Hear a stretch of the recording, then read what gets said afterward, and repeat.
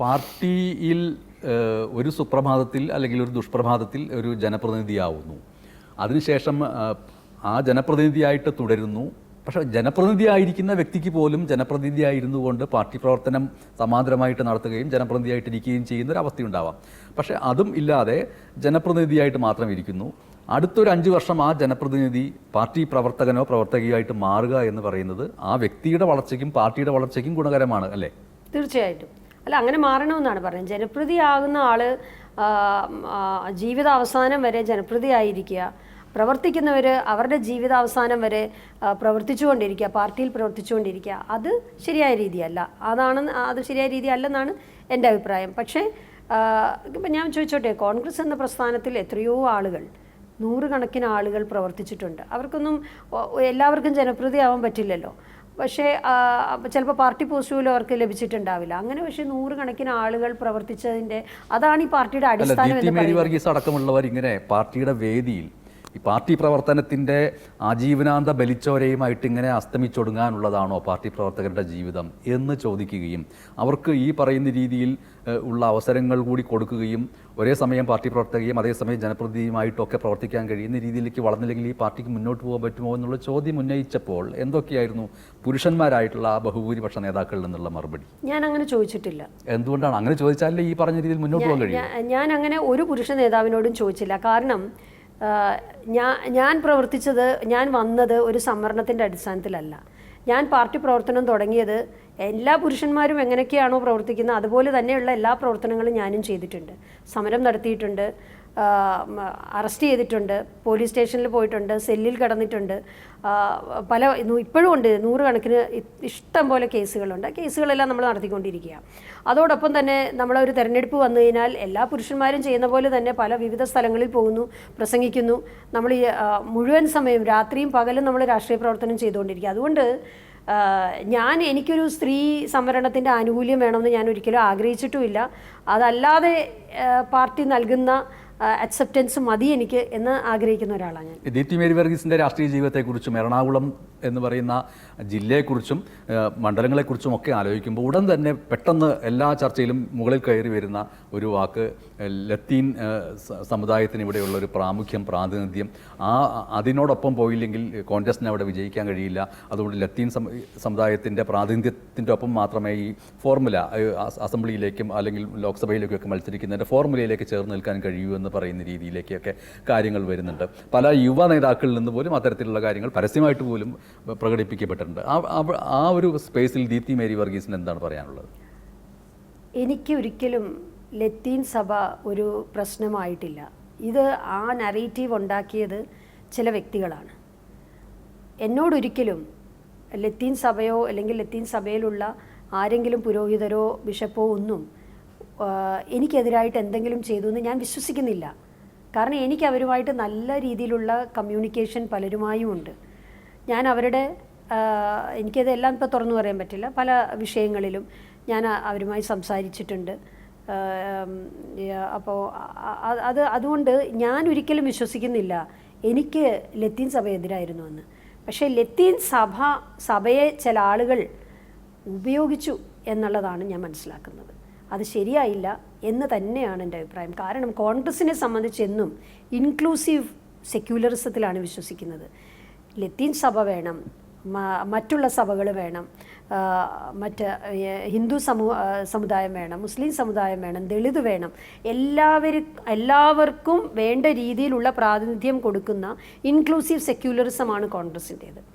അപ്പോൾ ഇപ്പോൾ ലത്തീൻ സഭ പറഞ്ഞതുകൊണ്ട് മാത്രമാണ് ഇങ്ങനെ ഒരു തീരുമാനമെടുത്തത് എന്നത് വിശ്വസിക്കാൻ അത്രയ്ക്ക് വിഡ്ഢിയല്ല ഞാൻ. ഈ കഴിഞ്ഞ ലോക്സഭാ തെരഞ്ഞെടുപ്പിൻ്റെ പ്രചാരണ വേളയിൽ ഹൈബി ഈഡനുമായിട്ട് ഞാൻ ഒരു സുദീർഘമായിട്ടുള്ള അഭിമുഖം നടത്തുകയുണ്ടായി. അതിൻ്റെ ഒരു ഘട്ടത്തിൽ ഞാൻ ഈ ലത്തീൻ സമുദായത്തിൻ്റെ പ്രാതിനിധ്യത്തെയും അതിന് എറണാകുളത്തുള്ള സ്വാധീനത്തെക്കുറിച്ച് ചോദിച്ചപ്പോൾ അതൊരു യാഥാർത്ഥ്യമാണ് എന്നും അദ്ദേഹത്തിൻ്റെ റെപ്രസെൻറ്റേഷൻ എന്താണെന്നും ഒക്കെ സൂചിപ്പിച്ചുകൊണ്ട് വാചാലമായിട്ട് സംസാരിക്കുകയുണ്ടായി. അപ്പോൾ അത്തരം സംഭാഷണമാണോ വാസ്തവത്തിൽ വേണ്ടത്? ഈ പറഞ്ഞ പോലെ ഒരു സെക്യുലറിസ്റ്റ് രീതിയിലാണോ നേതാക്കൾ സംസാരിക്കേണ്ടത്? അദ്ദേഹം എന്തുകൊണ്ടാണ് സംസാരിച്ചതെന്ന് എനിക്കറിയില്ല. പക്ഷേ കോൺഗ്രസിൻ്റെ ആശയം എന്ന് പറയുന്നത് കോൺഗ്രസ് വിശ്വസിക്കുന്നത് ഇൻക്ലൂസീവ് സെക്യുലറിസത്തിലാണ്. അതിലെല്ലാ സമുദായങ്ങളും ആവശ്യമുണ്ട്. എല്ലാ സമുദായങ്ങളുടെയും വിശ്വാസം സംരക്ഷിക്കുക, അതാണ് കോൺഗ്രസിൻ്റെ നയം എന്ന് പറയുന്നത്. ആ നയത്തിൽ നിന്ന് ആരും വ്യതിചലിക്കാൻ പാടില്ല. പക്ഷേ ഒരു സ്കെയിൽ എടുത്ത് മുന്നോട്ട് വയ്ക്കുന്നു. അതായത് ഒരു നിയമസഭാ പ്രാതിനിധ്യം, ആരെ സ്ഥാനാർത്ഥിയാക്കണം, ആര് വേണം സ്ഥാനാർത്ഥി എന്നുള്ള ചോദ്യം വരുമ്പോൾ ഈ ഒരു സ്കെയിൽ എടുത്തിട്ട് മുന്നോട്ട് വെച്ചിട്ട് ബാക്കിയുള്ളതിനെല്ലാം നിഷ്പ്രമാക്കുന്നു. ജയിക്കുക എന്നുള്ളതാണ് പ്രധാനം എന്നുള്ള ഒരു മോട്ടോ ഉണ്ടാക്കുന്നു. അല്ല, അതിൻ്റെ അകത്ത് ഞാൻ വേറൊരു കാര്യം പറയാം. ഈ ഇൻക്ലൂസീവ് സെക്യുലറിസം എന്ന് പറഞ്ഞാൽ എന്താണ്? ശരിക്കും പറഞ്ഞാൽ ഏതെങ്കിലും ഒരു പർട്ടിക്കുലർ സഭയ്ക്ക് അല്ലെങ്കിൽ സമുദായത്തിൽപ്പെട്ട ആളുകൾക്കും കൂടി പ്രാതിനിധ്യം വേണം എന്ന് നമ്മൾ തീരുമാനിച്ചില്ലെങ്കിൽ ചിലപ്പോൾ അവർക്ക് പ്രാതിനിധ്യം കിട്ടിയില്ല എന്ന് വരും. അവർക്ക് കൊടുക്കാൻ പറ്റുന്ന ചില മേഖലകളായിരിക്കും ഉള്ളത്.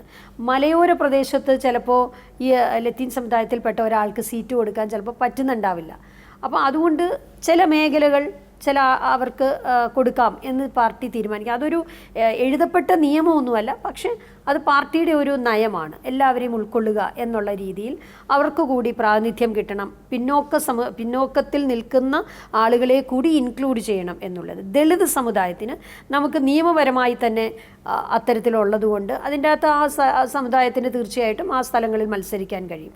അപ്പോൾ അത് ചെയ്യണമെന്ന് തന്നെയാണ് എൻ്റെയും പാർട്ടിയുടെയും ഒക്കെ അഭിപ്രായം. പക്ഷെ അത് ചെയ്യുന്നത് ചില ആളുകളെ വെട്ടാനും ചില ആളുകളെ വയ്ക്കാനും വേണ്ടി ആകുന്ന ഒരു രീതി, അത് ശരിയാണെന്ന് എനിക്ക് തോന്നുന്നില്ല. അതായത് ആ സമുദായത്തെ പോലും മോശമാക്കുന്ന രീതിയിലുള്ള സ്റ്റേറ്റ്മെൻറ്റുകൾ ആരും പറയാൻ പാടില്ല. അതാണ് എൻ്റെ അഭിപ്രായം. അതെ, അതിനെ നേരിട്ട് പച്ചയ്ക്ക് പറയുക എന്നുള്ള രീതിയിലേക്ക് പലപ്പോഴും കാര്യങ്ങൾ മാറുന്നു. ഇപ്പോൾ മെറിറ്റിനേക്കാൾ ഉപരിയായിട്ട് സമുദായ സമവാക്യങ്ങൾക്കാണ് ഇവിടെ പ്രസക്തി എന്നുള്ളത് ഒരു സിദ്ധാന്തത്തിൻ്റെ രൂപത്തിലൊക്കെ പറയാമെങ്കിലും അതിനുമപ്പുറം ഈ പറയുന്ന രീതിയിൽ അതിനെ പച്ചയ്ക്ക് പറഞ്ഞുകൊണ്ട് സ്ഥാനാർത്ഥിത്വം ഉറപ്പിക്കുന്ന രീതിയിലേക്ക് കാര്യങ്ങൾ പോകുന്നുണ്ടെങ്കിൽ അത് ആശാസ്യമാണോ? ഏതെങ്കിലും ഒരു സമുദായത്തിൻ്റെ തീരുമാനം അനുസരിച്ചല്ലല്ലോ കോൺഗ്രസ് പലപ്പോഴും തീരുമാനങ്ങൾ എടുത്തിട്ടുള്ളത്. സമുദായ തീരുമാനം ഒന്നുമല്ല, അതെല്ലാ സമുദായത്തെയും പക്ഷേ അതേപോലെ ഉൾക്കൊണ്ടിട്ടുണ്ട്. അത്രയുമേ എനിക്കതിനെക്കുറിച്ച് പറയാനുള്ളൂ. അത് എല്ലാവർക്കും ജീവിക്കുവാനുള്ള സ്വാതന്ത്ര്യം ഈ രാജ്യത്തുണ്ടാകണം എന്ന ആശയം ഈ രാജ്യത്ത് കൊണ്ടുവന്ന പാർട്ടിയാണ് ഇന്ത്യൻ നാഷണൽ കോൺഗ്രസ്. അതാണ് നമ്മുടെ ഭരണഘടന. അതിനനുസൃതമായിട്ട് തന്നെയാണ് കോൺഗ്രസ് മുമ്പോട്ട് പോകുന്നത്. വാസ്തവത്തിൽ വേണ്ടത് ഇപ്പോൾ ഒരു പ്രത്യേക സമുദായത്തിനൊരു വലിയ ഭൂരിപക്ഷ പ്രാതിനിധ്യമുണ്ട് എന്നിരിക്കെ ആ സമുദായത്തിൻ്റെ പ്രതിനിധി അല്ലാത്ത ഒരാളെ ആ സമുദായത്തോട് കാണിക്കുന്ന കൂറും വിശ്വാസ്യതയും ഒരു മതനിരപേക്ഷതയുടെ അടിസ്ഥാനത്തിലുള്ള വിശ്വാസ്യതയുടെ അടിസ്ഥാനത്തിൽ ആ സമുദായം കൂടി ഉൾപ്പെട്ട് ജയിപ്പിച്ചാൽ ആ സമുദായത്തിനു കൂടി ഗുണകരമാകുന്ന കാര്യങ്ങൾ അദ്ദേഹം ചെയ്യുന്നുണ്ട് എന്ന് സമുദായത്തിന് തിരിച്ചറിയാൻ കഴിഞ്ഞാൽ കാര്യം അവിടെ ഓക്കെ ആയല്ലോ. ആ രീതിയിൽ ദീപ്തി മേരി വർഗീസ് വിജയിക്കുകയാണെങ്കിൽ മറ്റുള്ളവർക്ക് നൽകുന്ന പോലെ തന്നെ ലത്തീൻ സമുദായത്തിൻ്റെ ആഗ്രഹങ്ങളെയും നിറവേറ്റിക്കൊണ്ട് പോകുമെന്നുള്ളൊരു ബോധ്യമുണ്ടോ? ഞാൻ ചോദിക്കട്ടെ, അങ്ങനെ ഒരു സമുദായത്തിൻ്റെ പേരെടുത്ത് പറയുന്നത് പോലും ശരിയല്ലല്ലോ. എല്ലാവരും ഒരുമിച്ച് ജീവിക്കുന്ന ഒരു സമൂഹമല്ലേ നമ്മുടേത്.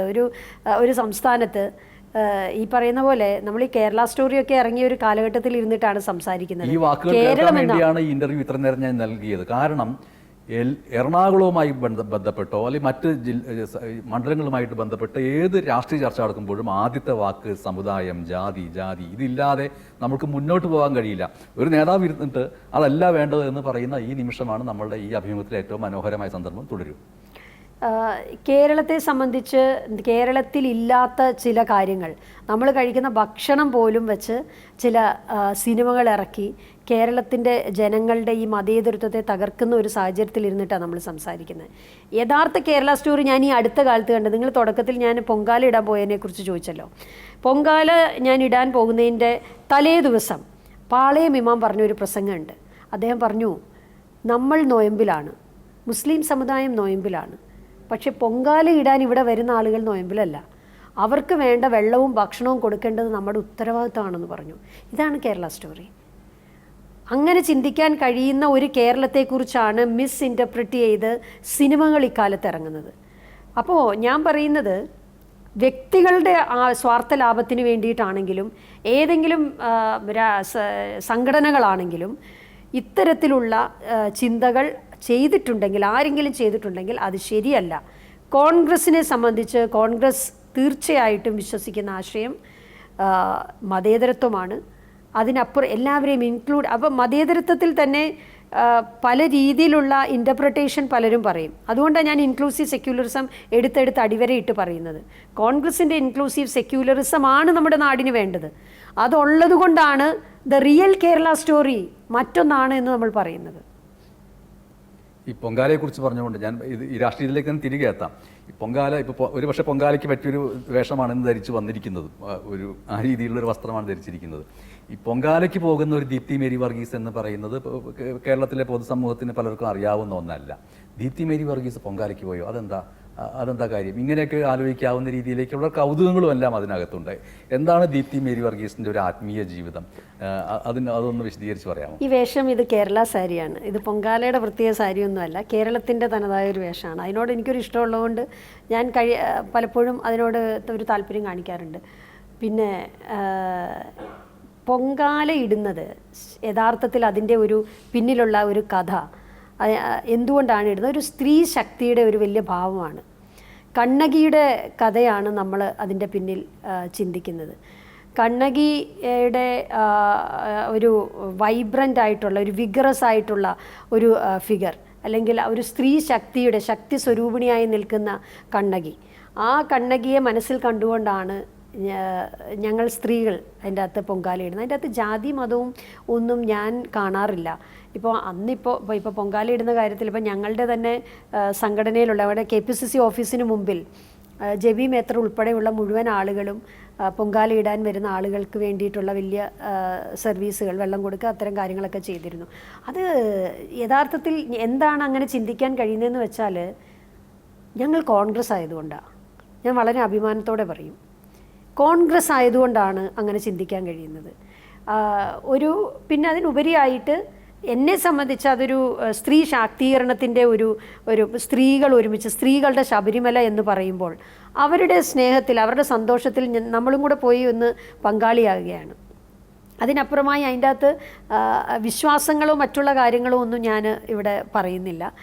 ഞാൻ ആ വലിയൊരു സ്ത്രീ കൂട്ടായ്മയിൽ പങ്കാളിയാകാൻ പോയതാണ്. കണ്ണകി എന്ന് പറയുന്ന ശക്തി സ്വരൂപിണി വലിയ സ്വാധീനം ഞങ്ങളെപ്പോലുള്ളവർക്ക് സ്വാധീനം ചെലുത്തും എന്നാണ് ഞാൻ കരുതുന്നത്. അതിലൂടെ ഒരു മാനസിക ഊർജം ലഭിക്കുന്നു എന്നല്ലാതെ ഒരു പ്രത്യേകമായൊരു പ്രാർത്ഥന മുന്നോട്ട് വെച്ചിട്ടില്ല അല്ലേ? പ്രാർത്ഥന നമുക്ക് പൊങ്കാലയിടുമ്പോൾ മാത്രമല്ലല്ലോ ഉള്ളത്. പ്രാർത്ഥന എല്ലാ സമയത്തും നമുക്കുണ്ട്. നമുക്ക് പലതരത്തിലുള്ള പ്രാർത്ഥനകൾ ഉണ്ടാവുമല്ലോ. കേരളത്തിലെ ജനങ്ങൾക്ക് നന്മയുണ്ടാകട്ടെ എന്നാണ് ഈ പൊങ്കാലയിൽ ഞാൻ പ്രാർത്ഥിച്ചത്. ആ നന്മയുണ്ടാകാൻ നല്ലൊരു ഭരണം ഉണ്ടാകണം എന്നും ആഗ്രഹമുണ്ട്.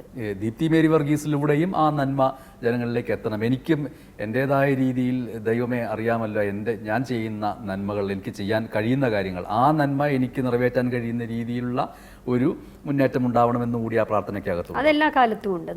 നമ്മൾ ശരി തെറ്റുകളാണല്ലോ ഓരോ മനുഷ്യനും. എല്ലാവരും ശരിയും തെറ്റുകളും നന്മയും തിന്മയൊക്കെ ഉണ്ടാവും. നമ്മുടെ നന്മ നമുക്ക് ചുറ്റുമുള്ളവർക്ക് ലഭിക്കണം എന്ന് തന്നെ ആയിരിക്കും പൊതുപ്രവർത്തക എന്നുള്ള നിലയ്ക്ക് എൻ്റെ ചിന്ത. നമ്മൾ തൃക്കാക്കര മണ്ഡലത്തിൽ മാത്രം ഒതുങ്ങി എന്നിട്ടാണ് സംസാരിച്ചത്. വാസ്തവത്തിൽ അതല്ലാതെ പുരുഷന്മാർ മത്സരിച്ചുകൊണ്ടിരിക്കുന്ന എറണാകുളത്ത് തന്നെ മറ്റ് മണ്ഡലങ്ങളിലൊക്കെയും ദീപ്തി മേരി വർഗീസിന് സ്വാധീനവും അവിടെ ഒരു ജനപ്രിയതയും എല്ലാം ജനകീയതയും എല്ലാം ഇല്ലേ? അവിടെയും മത്സരിക്കാൻ ഒരു പാർട്ടി ആവശ്യപ്പെട്ടാൽ വളരെ ആത്മവിശ്വാസത്തോടുകൂടി മത്സരിക്കാൻ കഴിയുമോ? തീർച്ചയായിട്ടും പാർട്ടി എന്താണോ ആവശ്യപ്പെടുന്നത് അവിടെ മത്സരിക്കുമല്ലോ. അതിൽ ഈ പുരുഷന്മാർ മത്സരിക്കുന്ന സ്ഥലം, സ്ത്രീകൾ മത്സരിക്കുന്ന സ്ഥലം എന്ന് നമുക്കതിനെ വ്യത്യാസപ്പെടുത്തി കാണേണ്ട ഒരു കാര്യമൊന്നുമില്ല. ജനപ്രതിനിധിയാണ് അത്, സ്ത്രീ ആയാലും പുരുഷനായാലും ഉത്തരവാദിത്തം ഒരുപോലെയാണ്. ഒരു വനിതാ ജനപ്രതിനിധി ആയതുകൊണ്ട് അവർക്ക് ഇച്ചിരി ജോലി കുറവാണ് എന്നൊന്നും ഇല്ലല്ലോ, അല്ലെങ്കിൽ ജോലി കൂടുതലാണ് എന്നില്ലല്ലോ. അപ്പോൾ ജനപ്രതിനിധിയാണ്, ജനപ്രതിനിധി ആയാൽ അത് സ്ത്രീ ആയാലും പുരുഷനായാലും ഒരേപോലുള്ള ജോലികൾ ചെയ്യാൻ തയ്യാറാവണം. അപ്പോൾ അതുകൊണ്ട് അങ്ങനെ അതിനെ ഒരു ഡിഫറൻഷ്യേറ്റ് ചെയ്ത് കാണേണ്ട കാര്യമുണ്ടോ എന്ന് എനിക്ക് സംശയമുണ്ട്. ഡിവിഷൻ കൗൺസിലർ എന്നുള്ള നിലയ്ക്ക് ഇപ്പോൾ ഈ നിമിഷങ്ങളിൽ എന്തൊക്കെ കാര്യങ്ങൾ ചെയ്യാൻ കഴിഞ്ഞു? എന്താണ് ആ പ്രവർത്തന രീതിയിൽ നിന്ന് മനസ്സിലായിട്ടുള്ള കാര്യങ്ങളൊക്കെ? വളരെ ലേറ്റർ സ്റ്റേജിൽ ജനപ്രതിനിധി ആയ ഒരാളാണ്. കഴിഞ്ഞ ടേമിലാണ് ഞാൻ ആദ്യമായിട്ട് മത്സരിച്ച് ജനപ്രതിനിധി ആവുന്നത്. അത് ഞാൻ ഏറ്റവും അധികം എനിക്ക് വളരെ സന്തോഷത്തോടെ ചെയ്യുന്ന ഒരു ജോലിയാണത്. പലപ്പോഴും ഹെക്റ്റിക്കായിട്ട് നമുക്ക് തോന്നും. ജനങ്ങൾ വന്ന് നിസ്സാര കാര്യങ്ങളും വലിയ കാര്യങ്ങളും ഒക്കെ പറയും, അതിലൊക്കെ നമ്മൾ ഇടപെടേണ്ടതായിട്ട് വരും. അതൊക്കെ ഉണ്ടെങ്കിലും ഫൈനലി അതൊരു വലിയൊരു സംതൃപ്തിയുടെ ദിവസങ്ങൾ തന്നെയാണ്. ഏറ്റവും താഴെത്തട്ടിലുള്ള ഡെവലപ്മെൻറ്റ് ആക്ടിവിറ്റീസാണ് ഒരു കൗൺസിലർക്ക് ചെയ്യാനുള്ളത്. അത് കഴിഞ്ഞ പ്രാവശ്യം ഞാൻ ചെയ്തതിൽ എനിക്ക് ഏറ്റവും അധികം ആത്മസംതൃപ്തി ഉണ്ടായത് ബ്രഹ്മപുരം കത്തിയ സമയത്ത് ഈ കൊച്ചിയിലെ ജനങ്ങൾ മുഴുവൻ വിഷപ്പുക ശ്വസിച്ച ഒരു സമയം, ജീവന് പോലും ആപത്തുണ്ടാകുമെന്ന് ചിന്തിച്ച ഒരു സമയം. അന്ന് നമ്മൾ അഭിമുഖീകരിച്ച ഏറ്റവും വലിയ പ്രശ്നമായിരുന്നു വേസ്റ്റ് മാനേജ്മെൻറ്റ് എന്ന് പറയുന്നത്. ബ്രഹ്മപുരത്ത് കൊണ്ട് വേസ്റ്റ് ഇടാൻ പറ്റില്ല. നമ്മുടെ നഗരത്തിൽ മുഴുവൻ വേസ്റ്റ് വന്ന് കുമിഞ്ഞുകൂടി, എൻ്റെ ഡിവിഷനിലും വന്ന് കുമിഞ്ഞുകൂടി. അന്നത്തെ ചിന്തയായിരുന്നു എങ്ങനെയാണ് നമുക്ക് വേസ്റ്റ് മാനേജ്, ബ്രഹ്മപുരം ഇല്ലെങ്കിൽ എങ്ങനെയാണ് ഒരു ഡിവിഷനിൽ വേസ്റ്റ് മാനേജ് ചെയ്യാൻ പറ്റുന്നത്. അതിൽ നിന്ന് ഉരുത്തിരുന്നതാണ് ഭൂമിമിത്ര എന്ന് പറയുന്ന ഒരു പ്രൊജക്റ്റ്. അതിപ്പോൾ നിങ്ങൾക്ക് ചെന്നാൽ കാണാം, സ്റ്റേഡിയത്തിലുണ്ട്. ഇപ്പോൾ ബ്രഹ്മപുരത്ത് തന്നെ വേസ്റ്റ് കൊണ്ടുപോകുന്നുണ്ട് എന്നുള്ളത് കൊണ്ട് നമ്മളത് അത് നടത്തിക്കൊണ്ട് പോകുന്നുണ്ട്. ഏതാണ്ട് 500 കിലോയോളം വേസ്റ്റ് ജൈവ മാലിന്യം അതിൽ സംസ്കരിച്ച് വളമാക്കി മാറ്റാൻ പറ്റും. ഏറ്റവും മനോഹരമായ രീതിയിലാണ് അതിൻ്റെ ചുറ്റുവട്ടം. അതൊരു വേസ്റ്റ് മാനേജ് ചെയ്യുന്ന ഒരു സ്ഥലമാണെന്ന് അതിൻ്റെ ചുറ്റുവട്ടം സ്റ്റേഡിയത്തിൽ കൂടെ നടക്കുന്ന ഒരാൾക്കും മനസ്സിലാവില്ല. ഭൂമിമിത്ര എന്ന് എഴുതി വെച്ചിട്ടുണ്ട്. അതിൻ്റെ ചുറ്റും നമ്മൾ ഗാർഡൻ, അതുപോലെ തന്നെ ഒരു കഫറ്റേരിയയും കൂടെ വരാനുള്ളത് ആയിരുന്നു. അപ്പോഴേക്കും തെരഞ്ഞെടുപ്പ് വന്നു, പിന്നെ നമുക്കത് കംപ്ലീറ്റ് ചെയ്യാൻ പറ്റിയില്ല. പക്ഷേ ഇനിയും ഞാൻ അതേ ഡിവിഷനിൽ തന്നെയാണ് ജയിച്ചു വന്നത് എന്നുള്ളത് കൊണ്ട് അതിൻ്റെ മുന്നോട്ടുള്ള പ്രവർത്തനങ്ങൾ ചെയ്യണം. അതൊരു CSR ഫണ്ട് വെച്ചാണ് നമുക്ക് ചെയ്യാൻ കഴിഞ്ഞത്. അത് കോർപ്പറേഷന് ഞാൻ കൈമാറി. കോർപ്പറേഷൻ്റെ ഹെൽത്ത് കമ്മിറ്റിയാണ് ഇപ്പോൾ അത് മാനേജ് ചെയ്യുന്നത്. അത് ഞാൻ തന്നെ അവിടെ ഡിവിഷൻ കൗൺസിലർ ആയതുകൊണ്ട് എനിക്ക് ഇപ്പോഴും നേരിട്ട് അതിനോട് ബന്ധപ്പെടാൻ കഴിയും. അപ്പോൾ അത്തരത്തിലുള്ള പ്രവർത്തനങ്ങളൊക്കെ കൗൺസിലർ ആയതുകൊണ്ട് എനിക്ക് ഇൻവോൾവ് ചെയ്യാൻ സാധിച്ചു.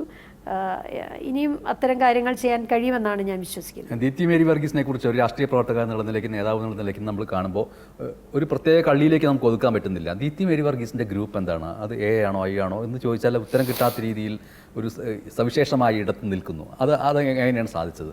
ഇപ്പം അങ്ങനെ ഗ്രൂപ്പൊന്നും ഇല്ലല്ലോ പാർട്ടിയിൽ. പഴയ പോലെ A ആണോ I ആണോ അന്തർധാര സജീവമല്ലേ?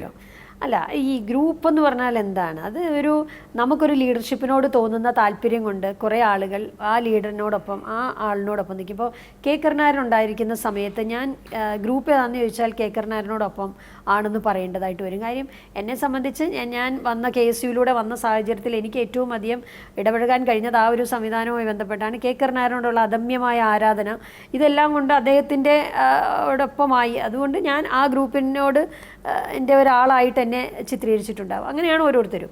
ഇപ്പോൾ നിരവധി നേതാക്കന്മാരുണ്ട്. ഇപ്പോൾ പഴയതുപോലെ സജീവമായിട്ട് അങ്ങനെ വലിയൊരു ഗ്രൂപ്പോ കാര്യങ്ങളോ ഒന്നും ഇപ്പം നിലവിലില്ല. പക്ഷേ എന്നോട് ചോദിച്ചാൽ എനിക്ക് താല്പര്യമുള്ള പ്രവർത്തനം ആരുടെയാണെന്ന് ചോദിച്ചാൽ എനിക്ക് ചിലപ്പം ഇന്ന ആളുടെ പ്രവർത്തനമാണ് എനിക്ക് കൂടുതൽ താല്പര്യം. എല്ലാവർക്കും അങ്ങനെ പറയാൻ കഴിയും. അതിനെയാണ് നമ്മൾ സാധാരണ ഗ്രൂപ്പ് എന്നൊക്കെ പറയുന്നത്. ഇപ്പോൾ പറയാൻ കഴിയുന്നത് ആരൊക്കെയാണ്? അല്ല, അതിപ്പം ഇങ്ങനെ ഒരു വേദിയിൽ ഞാൻ പറയാൻ ആഗ്രഹിക്കുന്നില്ല. അങ്ങനെ ഒരു ഗ്രൂപ്പ് ശക്തമായൊരു ചർച്ചയൊന്നുമില്ല. നമുക്ക് നേതാക്കന്മാരുടെ പല പ്രവർത്തനങ്ങളോടും നമുക്ക് താല്പര്യവും ചിലപ്പോൾ താല്പര്യമില്ലായ്മയും ഒക്കെ വരാറുണ്ടല്ലോ. അപ്പോൾ അതൊക്കെ ഓരോ താല്പര്യം അനുസരിച്ച് നിൽക്കും. അങ്ങനെ അതെ, ഈ താല്പര്യമില്ലായ്മ അത് ജനങ്ങളെ സംബന്ധിച്ചിട്ട് വളരെ പ്രധാനപ്പെട്ടതാണ്. ഇപ്പോൾ നിയമസഭാ തെരഞ്ഞെടുപ്പ് വരാൻ പോകുന്നു. കോൺഗ്രസിനെ സംബന്ധിച്ചിട്ട് ജനങ്ങളുടെ ഉള്ളിൽ വലിയ പ്രതീക്ഷയുണ്ട്. ആ പ്രതീക്ഷ എന്ന് പറയുന്നത് അധികാരത്തിലേക്ക് വരണം, 10 വർഷത്തെ അധികാരത്തിൽ നിന്ന് ഇപ്പോൾ ഉള്ളവരെ ഒഴിവാക്കണം എന്നുള്ളൊരു ആഗ്രഹമുള്ള ഒരു വലിയ വിഭാഗമുണ്ട്. പക്ഷേ അവരുടെ മുമ്പിലുള്ള വലിയ തടസ്സമായിട്ട് വരുന്നത് കോൺഗ്രസ് നേതാക്കളിൽ നിന്ന് ചിലരുടെ സമീപനം, അത് സ്റ്റേജുകളിലുള്ള ചില പ്രകടനങ്ങൾ, പരസ്യ പ്രതികരണങ്ങൾ, അങ്ങോട്ടും ഇങ്ങോട്ടും അധികാരത്തിന് വേണ്ടി ഇവർ പോരടിക്കുകയാണോ എന്ന് തോന്നിപ്പിക്കുന്ന രീതിയിലുള്ള കാര്യങ്ങൾ, ചില റീലുകൾ തയ്യാറാക്കുന്നതിലെ പ്രശ്നങ്ങൾ, അത് വേണ്ടിയിരുന്നില്ലല്ലോ. വളരെ സ്മൂത്തായിട്ട് ജയിച്ചു പോകാവുന്ന ഒരു അന്തരീക്ഷം നിൽക്കുന്നു. ജനങ്ങൾ മുഴുവൻ ഞങ്ങൾ ഇതിൻ്റെ ഒപ്പമാണ്. പക്ഷേ ഇത് തകിടം മറിക്കുന്ന, പഠിക്കൽ വന്ന് കലമുടയ്ക്കുന്ന അവസ്ഥ. എന്തായിരിക്കണം നല്ലൊരു പ്രകടനം? അതിന് മാതൃക എന്താണ്? അത് ഈ പോരാളി ഷാജിമാരുടെ ഒരു വേർഷൻസാണ് ഈ പറയുന്നതൊക്കെ. ഈ സോഷ്യൽ മീഡിയയിലൂടെ ആണ് ഇത് കൂടുതൽ ഇത്തരത്തിലുള്ള വാർത്തകളൊക്കെ ഇങ്ങനെ പ്രചരിച്ചുകൊണ്ടിരിക്കുന്നത്. യഥാർത്ഥത്തിൽ നേതൃത്വ ബാഹുല്യമുള്ള ഒരു പാർട്ടിയാണല്ലോ കോൺഗ്രസ്സിന് ധാരാളം നേതാക്കന്മാരുണ്ട്, കമ്പീറ്റൻ്റ് ആയിട്ടുള്ള നേതാക്കന്മാരുണ്ട്. CPMനാണെങ്കിൽ ഇപ്പോൾ പിണറായി വിജയൻ മാറിയാൽ മറ്റാരാണ് എന്ന് കണ്ടുപിടിക്കാൻ നിലവിൽ ഒരാളോ ഒക്കെ ഉണ്ടാവുള്ളൂ. അങ്ങനെ കമ്പീറ്റൻസി പറയാനുണ്ടാവില്ല എന്നാണ് എനിക്ക് തോന്നുന്നത്. ഇപ്പോഴത്തെ സാഹചര്യത്തിൽ പിണറായി വിജയൻ മാത്രമേ ഉള്ളൂ. അദ്ദേഹത്തിൻ്റെ ആജീവനാന്തം അദ്ദേഹം മാത്രമേ നേതാവായിരിക്കുള്ളൂ എന്നുള്ളൊരു രീതിയാണല്ലോ CPMൽ പോയിക്കൊണ്ടിരിക്കുന്നത്. പക്ഷേ കോൺഗ്രസ്സിൽ അങ്ങനെയല്ല. കോൺഗ്രസ്സിൽ കുറച്ചുകൂടി സ്വാതന്ത്ര്യമുണ്ട്, കുറച്ചുകൂടി ഡെമോക്രാറ്റിക്കാണ്, ഇൻറ്റേർണൽ ഡെമോക്രസി ഉണ്ട്. അതുകൊണ്ട് ധാരാളം കമ്പീറ്റൻ്റ് ആയിട്ടുള്ള നേതാക്കന്മാരുണ്ട്. അപ്പോൾ അവരെല്ലാവരും ഇപ്പോൾ ഒരു മുഖ്യമന്ത്രിയാകാൻ കമ്പീറ്റൻ്റ് ആയിട്ടുള്ള 3-4 പേര് ചിലപ്പോൾ ഉണ്ടാവും. അതിന് തെറ്റ് പറയാൻ പറ്റില്ല. അതിലാരെങ്കിലും ഒരാളെ AICC തീരുമാനിക്കും. പ്രാവശ്യം എന്തായാലും കോൺഗ്രസ് തിരിച്ചു വരുമെന്നുള്ള കാര്യത്തിൽ ഒരു സംശയവും വേണ്ട. അത്രത്തോളം ആൻറ്റി എൻകംപൻസി കേരളത്തിലുണ്ട്.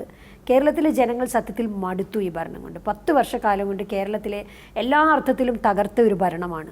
അതുകൊണ്ട് കോൺഗ്രസ് UDF തിരിച്ചു വരുമെന്നുള്ള കാര്യത്തിൽ ഒരു സംശയവുമില്ല. പിന്നെ ആര് ലീഡ് ചെയ്യുമെന്നുള്ള കാര്യം തീരുമാനിക്കേണ്ടത് AICC ആണ്. അത് ജയിച്ചതിന് ശേഷം, ഭൂരിപക്ഷമൊക്കെ ലഭിച്ചതിന് ശേഷം AICC കൃത്യമായി തീരുമാനിക്കും. അപ്പോൾ വളരെ ശക്തമായിട്ടുള്ള ഭരണവിരുദ്ധ വികാരമുണ്ട്, വളരെ ഈസി ആയിട്ട് ജയിക്കാൻ കഴിയുന്ന ഒരു അവസ്ഥ ഉണ്ട് എന്നതാണ് കോൺഗ്രസിനെ സംബന്ധിച്ച് ദീപ്തി മേരി വർഗീസിൻ്റെ വിശകലനം. എങ്കിലും നമ്മൾ മാറ്റേണ്ട ചില രീതികൾ, ചില ശൈലികൾ എന്ന് വിചാരിക്കുന്ന എന്തെങ്കിലും ഉണ്ടോ പ്രവർത്തനത്തിൽ? കാലാകാലങ്ങളിൽ മത്സരിക്കുന്ന ഒരു രീതിയിൽ ചില മാറ്റങ്ങൾ ഉണ്ടാകേണ്ടതായിട്ടുണ്ട്. 2 or 3 തവണ മത്സരിച്ച ആളുകൾ എല്ലാവരുമല്ല, ചിലർ അവിഭാജ്യരായിട്ടുള്ള ആളുകളുണ്ടാവും. അങ്ങനെ പ്രധാനപ്പെട്ട ചില ആളുകൾ ഒഴിച്ചാൽ ബാക്കിയുള്ള ആളുകളെല്ലാം ഒരു 2 or 3 തവണ മത്സരിച്ച് മാറി സംഘടനാ പ്രവർത്തനത്തിലേക്ക് പോകണം. സംഘടനാ പ്രവർത്തനത്തിൽ നിൽക്കുന്ന ആളുകൾ മത്സരത്തിലേക്ക് വരണം. അങ്ങനെ ഒരു മാറ്റിമറിച്ചിലുകൾ ഉണ്ടാകേണ്ടത് ആവശ്യമാണെന്ന് എനിക്ക് തോന്നിയിട്ടുണ്ട്. ദീപ്തി മേരി വർഗീസിൻ്റെ ഇത്രയും കാലത്തെ രാഷ്ട്രീയ ജീവിതത്തിനിടയിൽ ഏത് ഘട്ടത്തിലാണ് ഞാൻ ഇങ്ങനെ പോയതുകൊണ്ടാണ് ഇങ്ങനെ ഈ ഒരു പ്രത്യേക രീതിയിൽ സൈഡ് ലൈൻ ചെയ്യപ്പെട്ടു പോയത്, അല്ലെങ്കിൽ ഒരു പ്രത്യേക സന്ദർഭത്തിൽ വളരെ ആക്റ്റീവായിട്ട്, വളരെ രൂക്ഷമായിട്ട് പ്രതികരിച്ചിരുന്നെങ്കിൽ എൻ്റെ രാഷ്ട്രീയ ജീവിതം മറ്റൊന്നാകുമായിരുന്നു എന്ന് വളരെ ആത്മാർത്ഥമായിട്ട് എല്ലാ ദിവസവും ഉറങ്ങുന്നതിന് മുമ്പുള്ള പ്രാർത്ഥനയ്ക്ക് മുമ്പ് ആലോചിക്കുമ്പോൾ എന്താണ് തെളിഞ്ഞു വരാറുള്ളത് സ്വയം വിലയിരുത്തുമ്പോൾ? എനിക്കങ്ങനെ തോന്നിയിട്ടില്ല. എനിക്കിപ്പോൾ കിട്ടിയിരിക്കുന്ന എല്ലാ കാര്യങ്ങളിലും പാർട്ടി എനിക്ക് തന്നിട്ടുള്ള, അതാണല്ലോ താങ്കൾ ഉദ്ദേശിച്ചത്, പാർട്ടി എനിക്ക് തന്നിട്ടുള്ള എല്ലാ ഉത്തരവാദിത്തങ്ങളിലും പൂർണ്ണമായി സംതൃപ്തയാണ്. കാരണം എൻ്റെ വീട്ടിലൊരു പഞ്ചായത്ത് മെമ്പർ പോലും ഇല്ല പാരമ്പര്യം പറയാൻ. ഞാൻ സെൽഫ് മെയ്ഡായിട്ട് വന്നിട്ടുള്ള, കോളേജ് കാലഘട്ടത്തിലാണെങ്കിൽ നിരവധി ചലഞ്ചസ്. നമ്മുടെ വീട്ടിലൊന്നും ഇപ്പോൾ അന്ന് സംവരണമൊന്നുമുള്ള കാലഘട്ടമായിരുന്നില്ല. അപ്പോൾ നമ്മുടെ വീടുകളിലുള്ള അച്ഛനായാലും അമ്മയായാലും ഒന്നും ഇതിനൊന്നും പ്രോത്സാഹനം തരുന്ന ആളുകളല്ല. നാട്ടുകാർ പോലും തരില്ല. നാട്ടുകാർ പോലും 16-17 വയസ്സുള്ള പെൺകുട്ടി അന്ന് രാഷ്ട്രീയ പ്രവർത്തനത്തിന് പോയാൽ അല്ലെങ്കിൽ സമരത്തിന് പോയാൽ വളരെ മോശമായി കാണുന്ന ഒരു സാഹചര്യം ഉണ്ടായിരുന്നു. അതൊന്നും എനിക്ക് പ്രശ്നമല്ല എന്നാണ് അന്ന് എനിക്ക് തോന്നിയിരുന്നത്. എൻ്റെ ഒരു ഫോക്കസ് എൻ്റെ രാഷ്ട്രീയ പ്രവർത്തനമായിരുന്നു, എൻ്റെ പാർട്ടിയായിരുന്നു. അപ്പോൾ അങ്ങനെ വന്ന എനിക്ക് മറ്റു പാരമ്പര്യങ്ങളൊന്നും അവകാശപ്പെടാനില്ലാത്ത എനിക്കിപ്പോൾ അറ്റൈൻ ചെയ്തിട്ടുള്ളതെല്ലാം ലാഭമായും സന്തോഷമായും മാത്രമേ തോന്നുന്നുള്ളൂ. അതുകൊണ്ടാണ് ഞാൻ തുടക്കത്തിൽ പറഞ്ഞത്, കോൺഗ്രസ് പ്ലസ് ദീപ്തി മേരി വർഗീസ് മാത്രമേ പ്രാധാന്യമുള്ളതാവുന്നുള്ളൂ. ഇതിൽ നിന്ന് കോൺഗ്രസ് മാറിക്കഴിഞ്ഞാൽ ദീപ്തി ഇപ്പോഴും പൊതു പ്രവർത്തന രംഗത്ത് 0 എന്ന് പറയേണ്ടി വരും. അപ്പോൾ പാർട്ടിയാണ് എൻ്റെ ശക്തി. നിയമസഭാ തെരഞ്ഞെടുപ്പിൽ സ്ഥാനാർത്ഥിയാക്കപ്പെട്ട് കഴിഞ്ഞാൽ അത് ഏത് മണ്ഡലമാവട്ടെ, അവിടെ ചെന്നിട്ട് അവിടുത്തെ വോട്ടർമാരോട് ഞാൻ ദീപ്തി മേരി വർഗീസ്, ഞാനാണ് നിങ്ങളുടെ സ്ഥാനാർത്ഥി എന്ന് പറഞ്ഞു കഴിയുമ്പോൾ മറ്റൊന്നും തിരിച്ചിങ്ങോട്ട് പറയണ്ട, ഞങ്ങൾക്കറിയാം ദീപ്തിയെ എന്ന് പറയുന്ന രീതിയിൽ വോട്ടർമാരുടെ മനസ്സിൽ ഉണ്ട് എന്ന് കരുതുന്ന ദീപ്തി വർഗീസ് എന്താണ്? അതിൽ എനിക്കൊരു ആത്മവിശ്വാസമുണ്ട്. എന്നെ അറിയാവുന്ന ആളുകൾ തീർച്ചയായിട്ടും എന്നോടൊപ്പം ഉണ്ടാകുമെന്ന്. പക്ഷേ നമുക്ക് സമ്മിശ്ര പ്രതികരണങ്ങൾ പ്രതീക്ഷിക്കണമല്ലോ, പ്രത്യേകിച്ച് തെരഞ്ഞെടുപ്പുകളിൽ ആണെങ്കിൽ. തെരഞ്ഞെടുപ്പിൽ നമ്മൾ നേരിടുമ്പോൾ എല്ലാവരും നമ്മളെ പിന്തുണയ്ക്കണമെന്ന് നമുക്ക് നിർബന്ധം പിടിക്കാൻ പറ്റില്ല. ഒരുപക്ഷെ മറ്റ് രാഷ്ട്രീയ പ്രസ്ഥാനങ്ങളുണ്ട്. പക്ഷേ എന്തൊക്കെ ആയാലും പ്രത്യേകിച്ച് സ്ത്രീകളുടെ വലിയൊരു പിന്തുണ എനിക്ക് കിട്ടും എന്ന് തന്നെയാണ്. സ്ത്രീകളുടെ മാത്രമല്ല, പുരുഷന്മാരുടെ ഉണ്ടാവും. ഞാൻ പറഞ്ഞത്, സ്ത്രീ വോട്ടർമാർക്ക് എപ്പോഴും സ്ത്രീകളോടൊരു വലിയൊരു താല്പര്യം ഉണ്ടാവുമല്ലോ. അപ്പോൾ അങ്ങനെയൊക്കെയുള്ള അംഗീകാരം ഉണ്ടാകും എന്ന് തന്നെയാണ് ഞാൻ വിചാരിക്കുന്നത്. ഏതൊരു രാഷ്ട്രീയ പ്രവർത്തകയോടും വനിതയായ രാഷ്ട്രീയ നേതാവിനോടും ഒപ്പം ഇരുന്ന് സംസാരിക്കുമ്പോൾ ഒരു മറയുമില്ലാതെ ആ വ്യക്തിക്ക്, ആ വനിതയ്ക്ക് അടുത്ത നിമിഷം അടുത്ത ജനാധിപത്യ പ്രക്രിയയിൽ വലിയ സാധ്യതകളും ഉയരങ്ങളും ഉണ്ടാവട്ടെ എന്ന് ആശംസിക്കുക എന്ന് പറയുന്നതാണ് ഏറ്റവും പ്രധാനപ്പെട്ട ഒരു രാഷ്ട്രീയ പ്രവർത്തനമെന്ന് ഞാൻ കരുതുന്നു. ആ രീതിയിൽ ദീപ്തി മേരി വർഗീസിന് വലിയ ഉയരങ്ങളിലേക്ക് ഈ നിയമസഭാ തെരഞ്ഞെടുപ്പിൻ്റെ വേളയിലെങ്കിലും പോകാൻ കഴിയട്ടെ എന്ന് ആത്മാർത്ഥമായിട്ടും ആശംസിക്കുന്നു. Thank you.